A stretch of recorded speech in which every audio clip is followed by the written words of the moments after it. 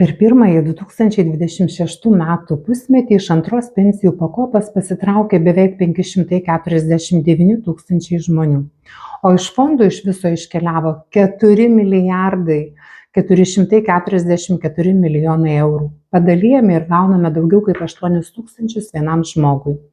Taip skaičiuoti žinoma negalima. Dalyviams buvo išmokėta 3,1 milijardo eurų, o dar 1,3 milijardo eurų pervesta Sodrai. Pasitraukiantiems pereinamojų laikotarpių į banko sąskaitą išmokamos jų pačių sumokėtos įmokos ir visa investicinė grąža. GPM nuo šios išmokos nėra. Ankstesnės Sodros ir valstybės įmokos grynaisiais neišmokamos, jos paverčiamos papildomai Sodros pensijos apskaitos vienetais. Vadinasi, tie 1,3 milijardo nedingo, bet žmonės jų į savo banko sąskaitas tiesiog negavo. Jeigu 3,1 milijardo labai grubiai padalytume iš 549 tūkstančių žmonių, gautume maždaug 5,6 tūkstančius eurų. Bet ir tai nėra tikrasis pasitraukusio žmogaus vidurkis. Bendroje išmokų sumoje yra 55,5 milijono eurų išmokėtų žmonėms, kurie atsiėmė 25% savo turto, tačiau iš kaupimo nepasitraukė.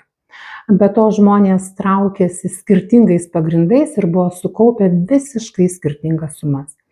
Todėl Lietuvos banko ataskaitoje švaraus atsakymo, kiek vidutiniškai gavo vienas pasitraukęs žmogus, dėja nėra. Aiškus tik bendras skaičius, dalyviams išmokėta 3,1 milijardo, o Sodrai pervesta 1,3 milijardo eurų.